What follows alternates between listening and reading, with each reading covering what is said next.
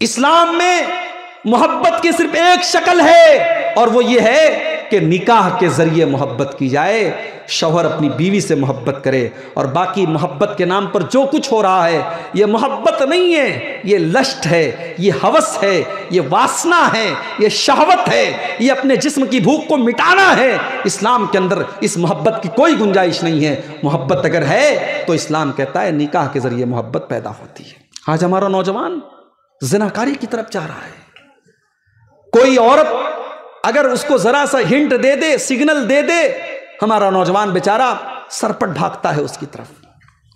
اللہ کے نبی فرماتے ہیں قیامت کے دن 7 لوگ ایسے ہوں گے جن کو اللہ تعالیٰ اپنے عرش کا سایہ دے گا، جس دن اللہ کے عرش کے علاوہ کوئی سایہ نہیں ہوگا۔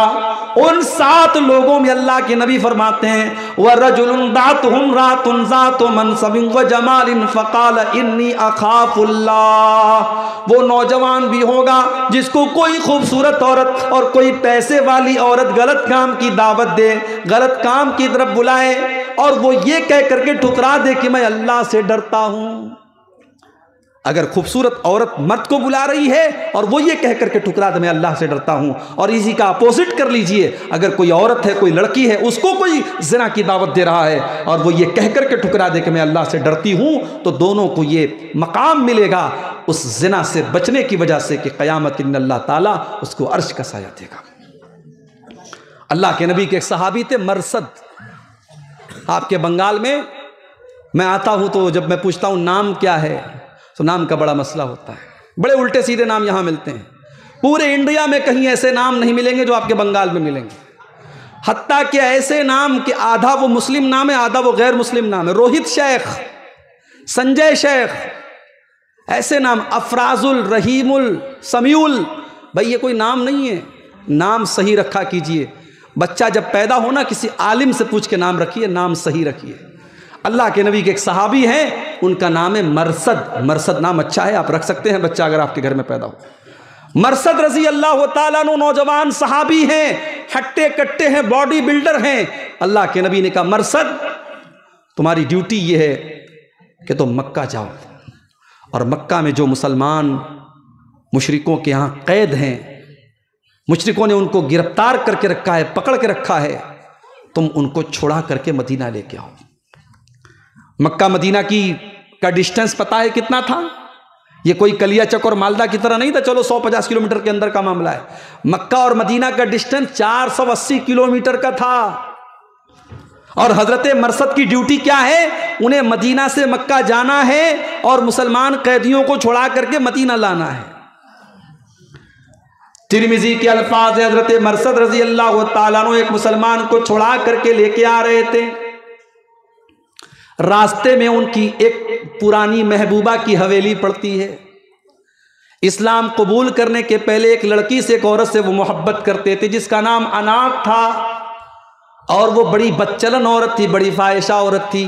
اس کی حویلی اور اس کا مکان ان کے راستے میں پڑتا ہے۔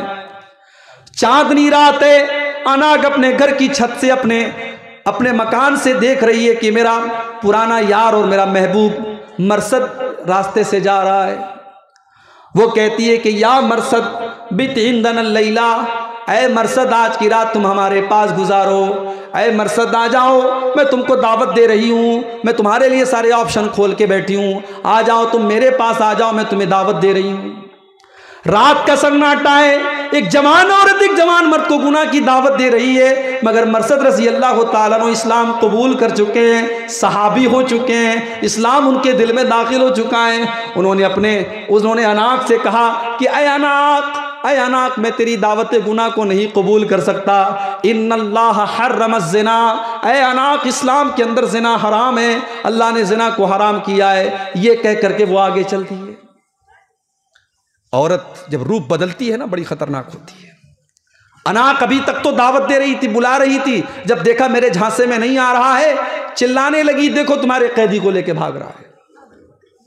لوگوں کی نیند کھلتی ہے، لوگ لاٹھی ڈنڈا لے کر کے حضرت مرثد کو دوڑانے لگتے ہیں. حضرت مرثد اس مسلمان قیدی کو جو زنجیروں میں جکڑا ہوا ہے اس کو کندھے پر لے کر کے بھاگ رہے ہیں. بڑی مشکل سے اپنی جان بچاتے ہیں. جب جان بچا کر کے مدینہ پہنچتے ہیں اللہ کے نبی کو پوری بات اپنی سناتے ہیں اور اس کے بعد اللہ کے نبی سے کہتے ہیں اے اللہ کے نبی اگر میں اناق سے شادی کرنا چاہوں, اگر میں اناق سے نکاح کرنا چاہوں تو کیا میں ان سے نکاح کر سکتا ہوں؟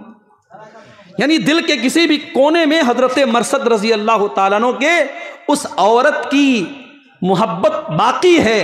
انہوں نے اللہ کے نبی سے پوچھا کہ اے اللہ کے نبی کیا میں اس عورت سے شادی کر سکتا ہوں؟ اللہ کے نبی نے کوئی جواب نہیں دیا. قرآن کی آیت نازل ہو گئی سورہ نور کی, الزانی لا ينکح الا زانیۃ او مشرکۃ, کہ ایک زناکار عورت سے اگر کوئی شادی کر سکتا ہے تو زناکار مرد کر سکتا ہے, مسلمان شادی نہیں کر سکتا ہے, ایک مومن شادی نہیں کر سکتا ہے. جب تک کوئی عورت بدچلن ہے, زانیہ ہے, اس سے شادی کرنا جائز نہیں ہے. ہاں اگر کوئی سچی توبہ کر لے اور سدھر جائے تو سچی توبہ کرنے کے بعد پچھلی زندگی کے سارے گناہ معاف ہو جاتے ہیں. اگر کوئی سچی توبہ کر لے تو ایسی عورت سے نکاح کیا جا سکتا ہے. اللہ کے نبی نے کہا کہ اے مرثد تمہارے سوال کا جواب مل گیا, تم اس سے شادی نہیں کر سکتے.